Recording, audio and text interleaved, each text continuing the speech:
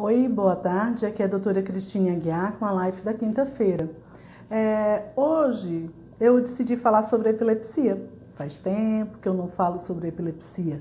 E como, na verdade, 80% do que eu atendo é epilepsia. Na neuropediatria, talvez a maior causa de segmento na neurologia seja as epilepsias. Então, assim, faz tempo que eu não falo, então resolvi falar, principalmente porque apareceram alguns comentários. Em toda live aparece alguém querendo que eu fale sobre canabidiol, perguntando sobre algumas síndromes e tem alguns detalhes ainda, sempre existe alguma coisa para falar, né? Então, assim, quem estiver entrando, dá um oi, que hoje eu fui bem pontual, porque eu tenho que ser mais breve.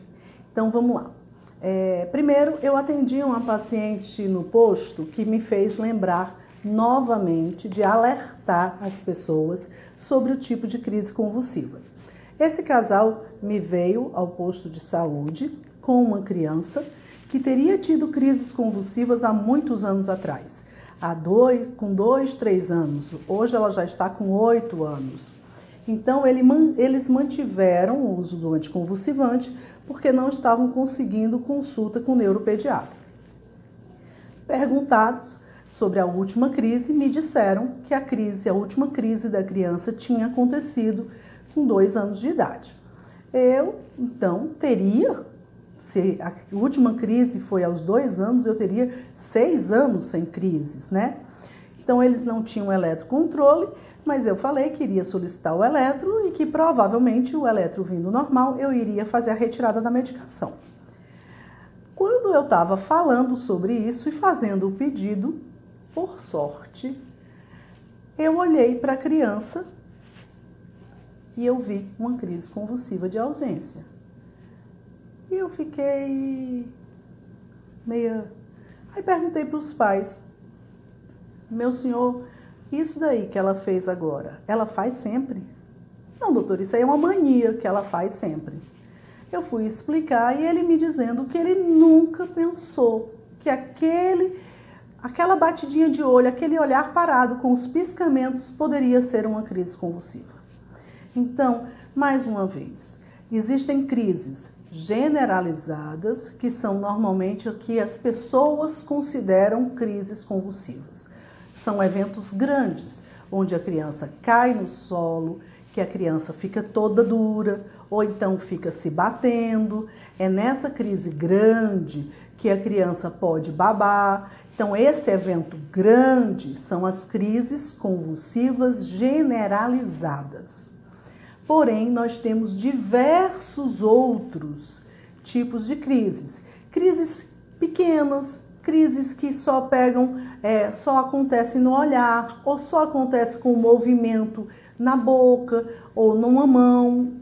Porém, se você tem dúvida, um movimento que você vê o seu filho fazendo, hoje em dia está tão fácil, todo celular filma. Filme e mostre ao médico.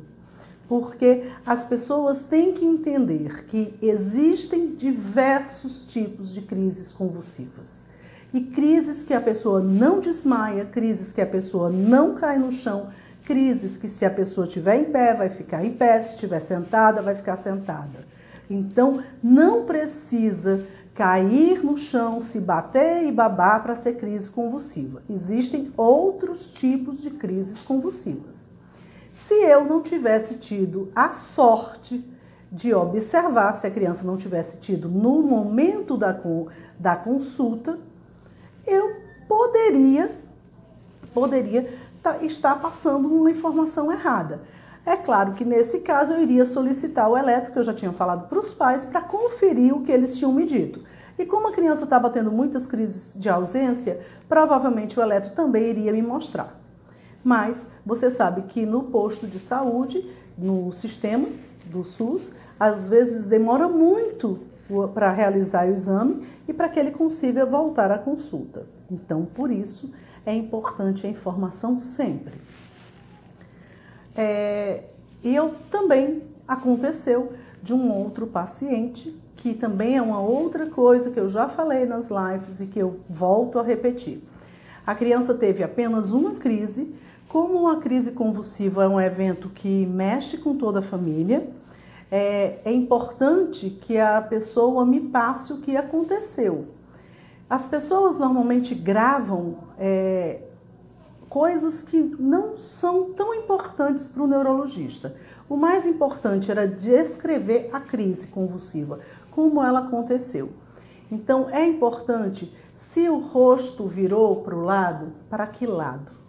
Se o olho ficou virado para um lado, para que lado? Foi para a direita ou foi para a esquerda? Esses dados são importantes, porque para conseguir um bom tratamento, eu preciso classificar a crise. E eu dependo, na maioria das vezes, do relato da família. Então, por isso, é importante que a família consiga relatar o evento.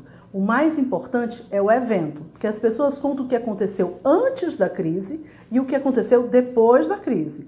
E a crise mesmo, ele diz assim, aí ela passou mal, ela teve um ataque. Não, como foi esse ataque?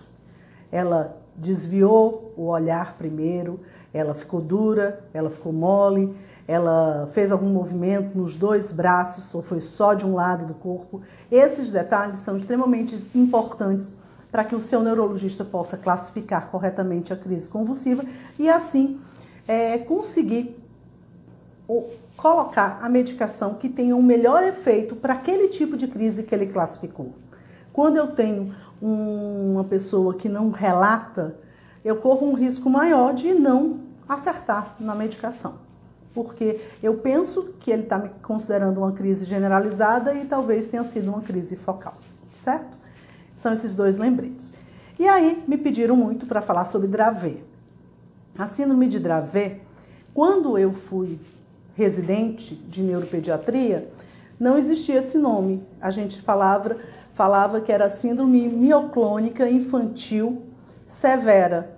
Não existia a terminologia Dravet. Isso aconteceu depois que foi classificada como Dravet, por causa da autora que realizou todos os trabalhos de Dravet, Charlotte Dravet. Então, Dravet sempre foi uma epilepsia, um tipo de epilepsia extremamente grave. Ele começa numa criança pequena, de 1 ano, um pouquinho depois de 1 ano, e normalmente a história é que ela começa com febre. Só que no decorrer, na evolução, essa criança não vai se comportar como crise convulsiva febril. A criança tem um desenvolvimento normal, próximo da normalidade, até 1 ano, até o início das crises. Ela, durante um período febril, uma doença, ela tem uma crise convulsiva que parece a todos, por ela ser pequena, que vai ser classificada como crise convulsiva febril, que tem uma ótima evolução. Porém, essa criança começa a perder todos os ganhos motores que ela tinha e começa a ter crises muito difíceis de controlar. Então, a síndrome de Dravet é uma epilepsia de difícil controle, refratária, na verdade, uma das mais difíceis porque ela não responde aos medicamentos. Se usa várias medicações. Num Dravet, o paciente nunca estará só com um remédio, ele vai estar com vários anticonvulsivantes e mesmo assim ele continua tendo crise. Essa evolução dessa criança, ele tem muitas crises, então ele tem um atraso motor, cognitivo, todo o desenvolvimento dele neurológico fica comprometido. Então é uma criança que se torna uma criança com sequelas neurológicas permanentes e graves. No Dravet, os remédios não estão tendo um grande efeito. É o que nós usamos, principalmente que essa criança, quando começa como se fosse uma crise convulsiva febril. Porém, ela não consegue controlar, ela se torna refratária, quer dizer, refratária não responde aos medicamentos. continua apresentando um número importante de crises e vários tipos de crises, tendo mioclonias, ausências generalizadas. As crises podem ser no Dravet curtas, mas podem ser muito demoradas, durar até 30 minutos. Essas crianças podem entrar no estado convulsivo, que é um status. Estado convulsivo, quer dizer, ela está há tanto tempo tendo crise que já deixou de ser uma crise, virou um estado convulsivo. Ela está num estado convulsivo onde essa criança precisa ser internada para se conseguir retirar ela dessa crise, desse estado. Ela vai precisar de medicações na veia, endovenosas. Então, é um paciente extremamente grave. Na síndrome de Dravet, nós temos a opção de outros tratamentos. Nós realizamos a dieta cetogênica, que é um tratamento para epilepsia refratária. Não é a mesma dieta cetogênica que as pessoas estão usando nas academias. Tem algumas coisas parecem, mas não é essa dieta cetogênica. É uma dieta realmente para epilepsia, para o controle de epilepsia. Nós temos alguns centros no país que realizam a dieta cetogênica. Agora, também entrou aí o canabidiol. Aí entra o canabidiol, que todo mundo me pergunta. Aparentemente, as crianças com síndrome de Dravet que foram classificadas, quer dizer, você precisa classificar o paciente e você vai juntar a história clínica com mais as alterações eletrográficas para você classificar um paciente numa síndrome epilética. Caso você classifique esse paciente como síndrome de Dravet, o canabidiol parece ser a medicação que está tendo a melhor resposta no Dravet. Então, o canabidiol, ele está sendo uma boa tentativa terapêutica no Dravet. Então, realmente, a grande maioria dos neurologistas está tendo uma boa resposta usando o canabidiol no Dravet. Já o canabidiol em outras epilepsias não está tendo uma resposta tão boa. Então, mas no Dravet, quase todas as pessoas que estão usando, os neurologistas que estão acompanhando pacientes em uso de canabidiol, estão realmente vendo uma melhora importante, uma melhora significativa do número de crises desses pacientes. Então, o canabidiol é uma opção terapêutica. Todos os remédios, todos os tratamentos eficazes vão ser ótimos para uma pessoa e às vezes não tão bom para outra. Então, não estou dizendo que o canabidiol vai servir para todos, mas é uma opção terapêutica que nós usamos muito agora, principalmente quando classificamos um paciente como Dravet. Tá certo? Então, dúvidas outras. As epilepsias, elas existem vários tipos, nós estamos falando das epilepsias, quer dizer, existem vários tipos. Então, quando falamos de epilepsia, as pessoas pensam em apenas uma doença. Não se trata de uma doença.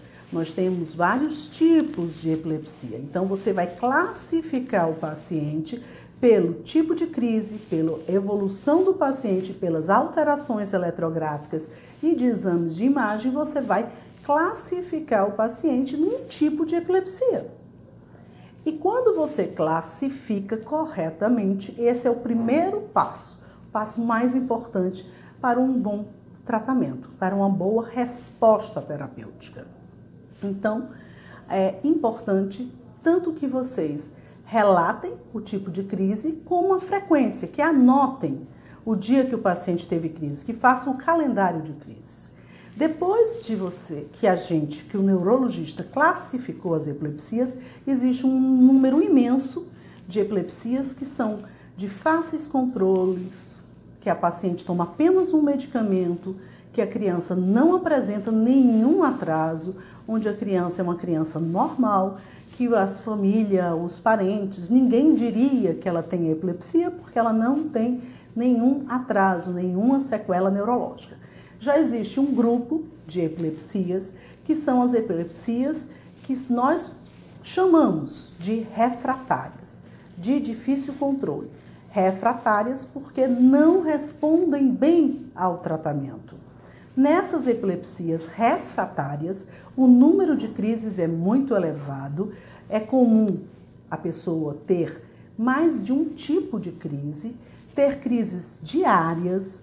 Nesse paciente, é comum, é coerente que ele tenha atrasos neurológicos importantes, tanto motores quanto cognitivos.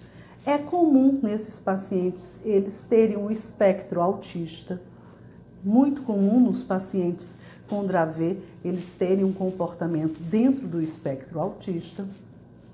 E nesses pacientes de epilepsia de difícil controle, existem alguns outros tratamentos.